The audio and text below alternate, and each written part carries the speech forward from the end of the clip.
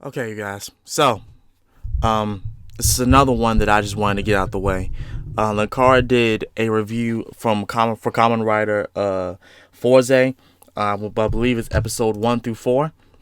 I don't know if it's on the reaction quest or not. I think it is. I have to check. But either way, I'm gonna get this off the bucket list. See what he has to say about it. I honestly I like Common Writer Fourze, even though it's just mainly like a high school musical kind of writer show. It's not really much of a musical. It's more so like high school dealing with space, you know. But yeah, without further ado, let's have a look.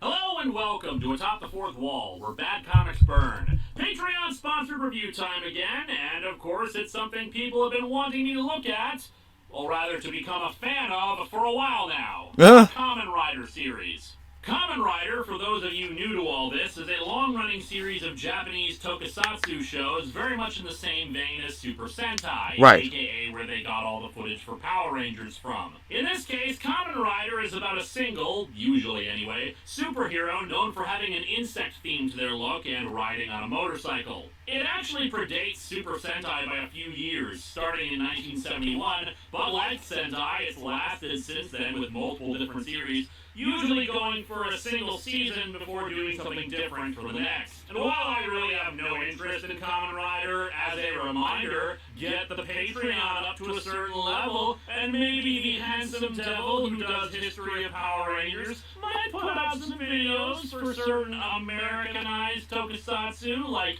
Kamen Rider Dragon Knight, hint hint, wink wink. Speaking of, Kamen Rider has indeed had a handful of attempts to cross over in the same way Super Sentai and the Power Rangers did. Saban attempted to make Masked Rider in 1995 to less than stellar results, not helped with their choice of adapting a series that was apparently quite dark and violent into something for much younger viewers. Yeah. Slightly better off was the aforementioned Kamen Rider Dragon Knight, which, while still cancelled before finishing its run, did win a Daytime Emmy, which is more Daytime Emmys than I've ever won, for over 475 episodes of this show.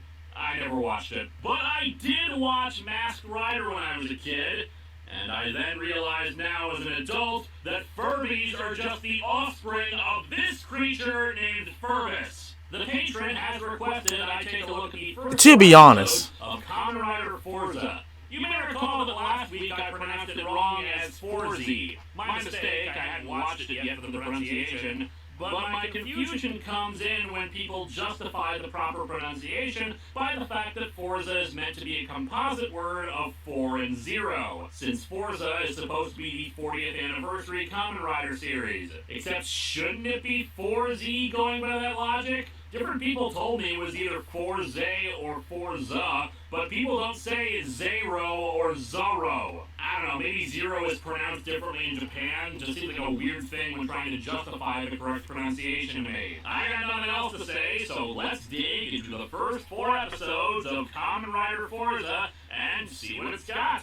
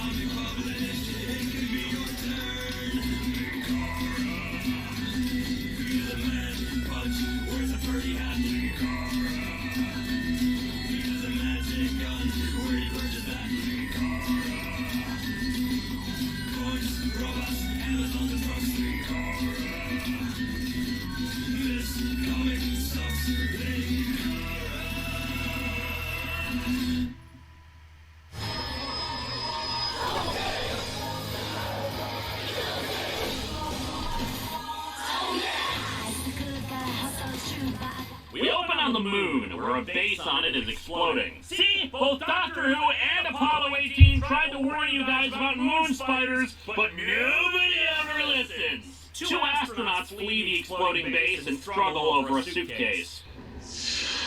For Fly, red eyes, clear eyes is the hint. Monster Eyes manages to flee the moon in a lunar lander towards what's either a space station or a spaceship. We then cut to 17 years later, and that's why we haven't had any moon bases since 1994. We meet Kengo, a teenager going to school, who is given a letter by an admirer. Kamen Rider douchebag. Some other guy whose hair looks like it just settled down after being in Super Saiyan mode agrees with me, grabbing him and saying he should at least be courteous enough to read the letter before turning her down. As such, he tells them both to wait there and leaps into the water to retrieve the letter. And after he breaks his ankles in the foot-high water, Kengo just rolls his eyes at this display of awesome. Better an idiot than a tool. We cut back to the moon, where a damaged capsule contains a bunch of people in a white void, as well as a narrator discussing how space is cool and stuff.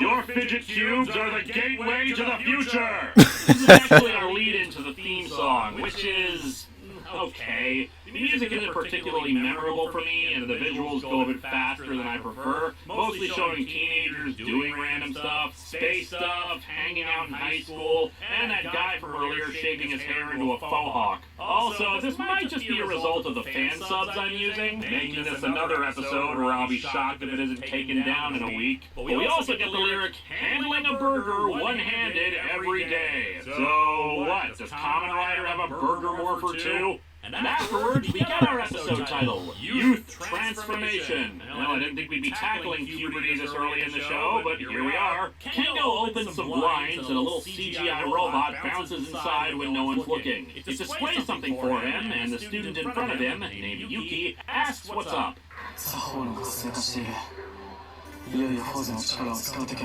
Yeah, I agree. I sent a girl with a letter to you with instructions on how to use it. Didn't you ever get it? The teacher comes in and the CGI robot reveals itself to be a transformer, turning into a burger? Holy crap, I was just kidding about the burger morpher. The teacher introduces a new student, Captain Hare from earlier, aka Kisaragi Gentaro.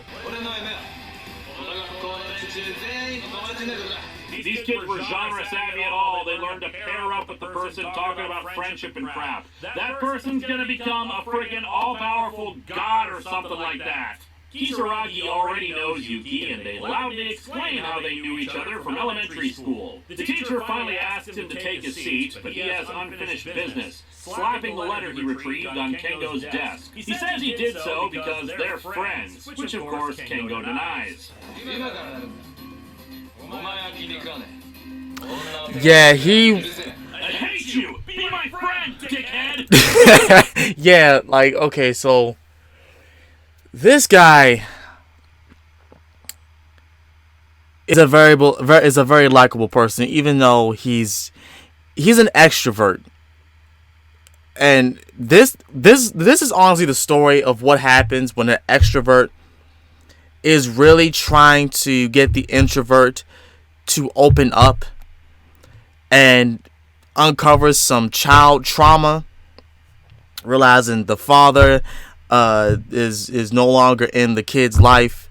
The introvert just opens up over time to the people that join around him, because the extrovert is pulling all these other people in. And by the end of it, spoiler alert, the introvert ends up being okay and just, comes out of his shell. That's honestly the premises of the story. The story is helping the introvert heal, if that makes any sense. Real, how could you mean that for? I've watched the entire series. It focuses each time. It focuses on this, this power dynamic, like this friendship dynamic. It focuses on these two constantly, because they want you to know that in the end, those two are gonna be the best of fucking friends. Even though right now he cannot stand the main character, which will eventually become a Kamen Rider. A strange bit of logic. If he can't make friends with the unlikable asshat, then he can't be friends with everybody in the school. This is a weird remake of Mean Girls. Later, the teacher for the class is lamenting her selfish students in the teacher's lounge when another teacher shows her an anonymous internet bulletin board message warning that the school is a den of devils and that they will destroy it. Hey, those devils have a right to education just like everybody else. Just, keep them away from anybody's marriage. At lunch, Gentaro sits down at a seat in the middle of the lunchroom, much to everyone's shock. Yuki reveals that everyone sits according to their respective cliques. Holy crap, this is Mean Girls. Why do all my jokes keep coming true? And indeed, he sat at the table for jocks and cheerleaders. They attack him, but surprisingly enough, he's actually really good at kicking the crap out of them. But he ain't no pushover. And force the fight outside. However, before things can fully get settled, a monster appears and the jocks flee. Gentaro saves Yuki from getting blasted by it. Yeah, I'm pretty sure that thing's into soccer. After knocking Gentaro aside again, the monster tries to attack Yuki once more, but now she's saved by Kengo and a large yellow robot called a Powderizer. The two recognize that the thing has a pattern somewhat resembling the constellation Orion, identifying the monster as a Zodiarts. Collect them all, naturally. He forces the monster to retreat, but Kengo is ill afterwards. He and Yuki go to a disused part of the school and enter a magic door, which sends them to their base on the moon. He wants to use Fourze to kill the Zodiarts, but clearly he's in no shape to do that. However, it seems Gentaro followed them and is having fun with the lower gravity on the moon. Having also overheard that Fourze can destroy the monster, he takes the device Kengo was prepping. Kengo is in no shape to stop him, and Yuki does nothing. So, for the record here, Yuki has been held captive by being lifted up a few inches for several minutes, needed to be rescued twice, defers to the jackass jocks, and just kind of stands around being useless when Gentaro steals a device he clearly doesn't know or understand, and thus will likely get injured or killed trying to use it. I'd call her a load, but maybe she's just very cleverly trying to get everyone else around her killed. She does prove useful by finally arriving after Gentaro and slapping the device around his waist. You'll be danger and disease wrapped in darkness and silence. She flips the switches for him. 3, 2, 1. It's a bomb! He transforms.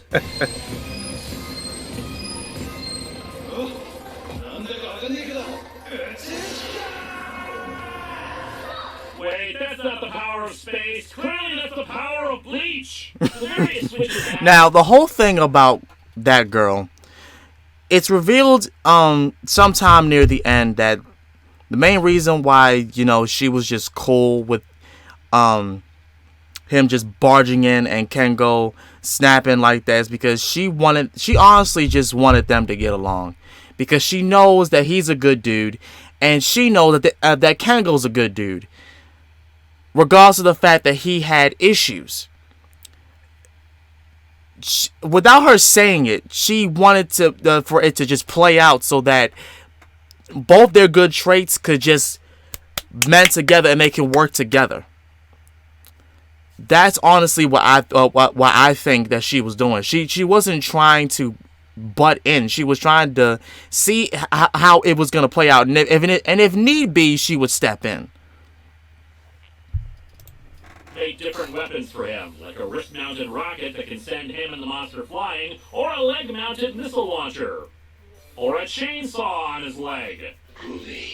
Also, is it just me, or does Kamen Rider Fourze just look like a human version of Eve from Wall-E? Anyway, with a combination of the rocket arm and a drill leg attachment, he destroys the monster, and a figure in an egg chair grumbles about it. I'm giving Fourze the longest detention ever! And so the episode ends with Kengo showing up in the Powderizer and, pissed off at Gentaro over all this, grabs him, ending the episode on a to be continued. Leading into episode 2, Space First Class, Kengo says that Fourze is emergency equipment and he can't let an idiot use it. Says the sickly guy attacking said emergency equipment with the giant power suit and thus potentially damaging it. Yuki gets them to stop, and Kengo explains that the Zodiarts are normal people who who use astro switches, those devices on the belts, to channel cosmic energy and become monsters. As such, Kengo is actually pissed that while he's destroyed the monster, the guy who used the astro switch was allowed to escape. Gintaro's approach to finding out who the monster was is to get into fights with the various cliques. Kengo's approach is to send out the burger robot, Burger Meal. Come on, no pun name like Bro Burger, not even alliteration like Burger Bot, to do it for them. Yeah, you've done a bang-up job so far. I was especially impressed with how you threw up all over yourself while trying to get the belt ready. Heading back to the moon base, Gintaro discovers by pushing random buttons that indeed he's on the moon, and he's clearly moved by it as he sheds a tear. Pity that this is played for laughs. Feels like it needed a proper quiet moment for it. Yuki explains to him that this is Moon-Base Rabbit Hutch. This is why we don't let Sailor Moon name our lunar colonies. The astro switches are what allow them to get from Earth to the moon so quickly. But let's ignore that, because Yuki has decided to start stripping. Look, let's be honest here, some people just really want to try zero-G sex. Yeah, it's just a change into spacesuits and walk around the moon. She brings him to the crater where the moon base from the first episode used to be. Kengo's father was developing the astro switches there, but a villainous force destroyed the base trying to steal them. Kengo discovered the magic door to the moon base remains and has sworn vengeance on the Zodiarts. Upon learning this, Gintaro admits to Kengo he can't figure out who the monster is on his own, but also says that clearly Kengo needs his help for the larger mission. Before they can settle anything, Gintaro gets a phone call from a girl identified in the first episode as an otaku. She's been hanging out in the background in a few shots and claims to know who the monster is, getting Gintaro to come to the stadium. Points for screwing with expectations. I really thought they'd reveal that she was the one who was the monster, but Gintaro shows up and stops just short of shaking her, demanding to know if she's the one. However, she actually shows some of the most competence I've ever seen in a TV show. Remember that message from the first episode about the Den of Devils? She actually traced the IP address of the person who sent it. Yep. Congratulations, Fourze. You showed up half of Hollywood movies or TV shows involving the internet. There's got to be a Tony for the lead jock, who's pissed off at him because he loved playing football and never got a chance to play.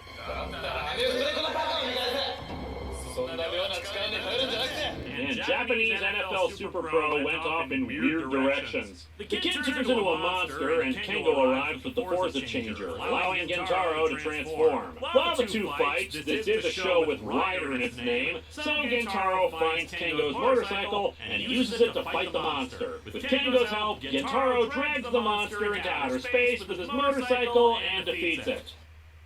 What? You expect me to be shocked by this? After all the tokusatsu I've seen, the only way they could have surprised me is if the two had actually had sex on the moon base. After they disable the monster's astro switch, the kid recovers and seems none the worse for wear. However, it's the otaku who points out that Fourze is a Kamen rider, showing footage of previous riders to them. Kengo accepts Gintaro as part of the team, but this being a Japanese high school thing and all, Gintaro has begun a Kamen Rider Club, even hanging a flag in the moon base and leading us into episode 3, Election of the Queen. Don't vote for kings. We learned that Kengo was left with 40 different astro switches with potential upgrades and attachments for the toys. The Fourze belt. The toys. The second one is a hopping switch.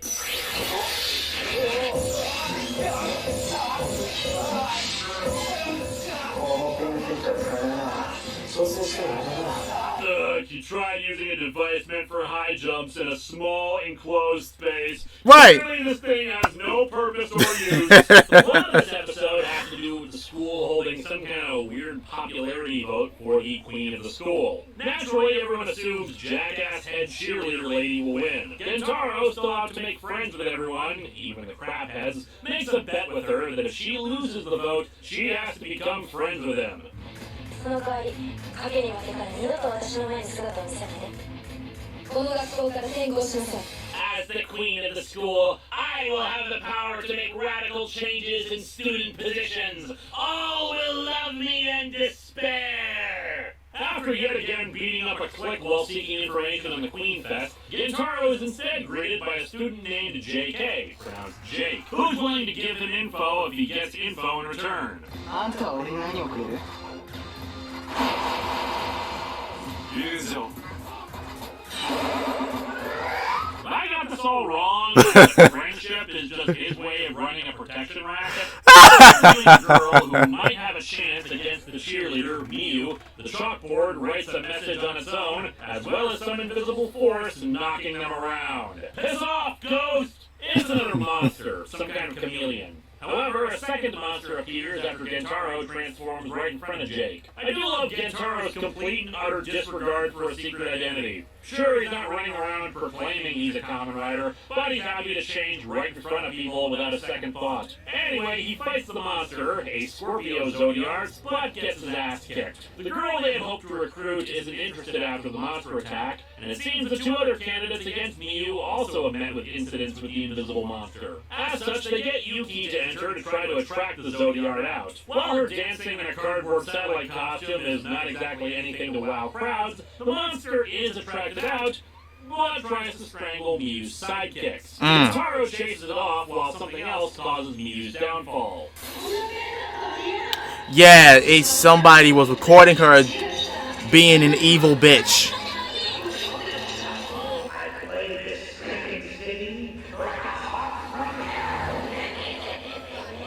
This leads us to episode 4, Transformation Secret Maneuvers. After everyone boos her and rips up their support posters for her, Gentaro runs up to her. 大丈夫か？ そんなにできないで You and your stupid thoughtfulness can go to hell. However, one of her sidekicks starts grinning at this and is holding a switch. Wait a second, I know who the monster is. It was Tango, wasn't it? Later at a bowling alley, Gentaro confronts Miyu, who's ready to quit the Queen Fest. He gives her a pep talk about the fact that she clearly wanted this harder than anyone else and worked for it. What's more, it doesn't matter if he loses the bet. She needs to get her crap together and act like a real queen if she wants it, not give in to those who would take her down. I noticed that none of this pep talk involves her recognizing how much she was a jerk for discarding all those gifts callously. It's Japan. It's all about pride. The sidekick. She admits she did it because she was And self-respect. having gotten the switch from the Scorpio Zodiarch. Oh, and Jock Boyfriend, to just be a total dick, starts hitting on the sidekick, since she's apparently the lead in the running for the Queen Fest now? Rules of this contest confuse me, but yeah, let's focus on the fact that Jock Dude is a complete asshat. But yeah, Miyu decides that she needs to stand up for herself, and let's see if she can win the crowd over. 確かに私が嫌いな人がプレゼントなのに相手のシーンも考えない They thought you might like it anyway, not realizing that you were very stuck up. 手紙なのに読めないんじゃなかった Because they may just have trouble writing and they're working on it, and it's the effort that's what's important.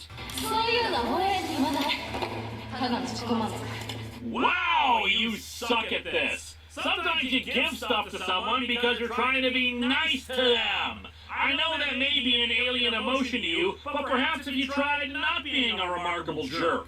たとえ怪我していようとたとえ他人がバカしようと私がクイーンになるための場所を人に譲るつもりはない Show of hands, all in favor of a coup d'etat? Stop clapping, you morons! Hard work doesn't entitle you to anything, especially when this is her attitude! Ugh. Whatever, the sidekick transforms again, Gentaro defeats it, Miyu and the sidekick make up, and so our episode ends with Miyu joining them in the Kamen Rider Club. Gentaro bringing her to the moon base, so that, he doesn't have to transfer away from the school. These episodes are pretty good for the most part, though of course I have some critiques. Let's get the good out of the way first, and that is a great big helping of Gentaro, because the character is a delight. I personally like really cheerful characters, especially if they defy convention in their cheeriness to be badass at the same time. Look back at my Yu-Gi-Oh! GX Chapter 1 review for how much I enjoyed Jade and Yuki. And I will! Gentaro does it perfectly. He's friendly, but not naive. Right. Willing to swallow his pride for the sake of achieving something better, and truly believes in honor, goodness, and friendship. It helps that he can kick ass both in and out of Kamen Rider form too. The writing is pretty good for the most part, despite my objections over the moral lesson of the Queen Fest two-parter. The characterization and presentation are top-notch, using the two-part format to let the episode breathe and make sure the concept keeps moving without getting bogged down in repetition. Each fight feels different and emphasizes different things, so it doesn't feel like it's a chore to get through. That being said, the moral lesson is horse crap, especially when Gintaro himself said at the beginning of the episode that you should be more respectful of the gifts given. This didn't need to be some self-esteem narrative. The fight scenes are not the best. They're not terrible, but one of the problems of the Rider outfits versus the Sentai ones is that the Kamen Rider suits are a lot bulkier, meaning they're more restricted by how fast they can go and what they can really do in them. It makes the fights a little bit slower and a bit more reliant on CGI special effects to carry it. And they succeed for the most part, but I don't enjoy it as much. Next time, the holiday season starts up, and we're not only gonna have fun, we're gonna raise some hell. Okay.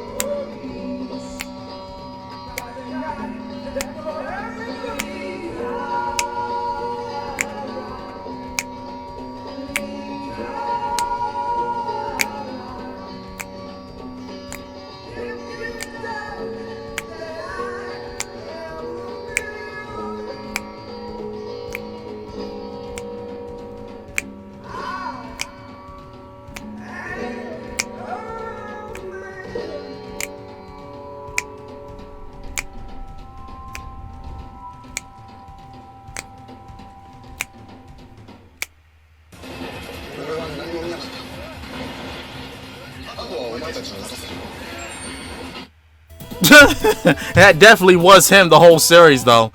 That definitely was him the whole series. He only like really did shit in in the middle of it because he wanted to impress Mew. But yeah, that honestly had reminded me all about the series. And yes, it is enjoyable. Gintaro is very, very likable. He really is. And when you find out about his parents and him, and like his whole reason why he's so cheery, you'll start to like him even more. You really will. But with that being said, that's going to be it for this video. Make sure you support Linkara. If you enjoyed this reaction, leave a like and comment. Tell me what you guys thought about it. Did you guys watch Fourze, or did you not even bother to watch Fourze because it reminds you of what?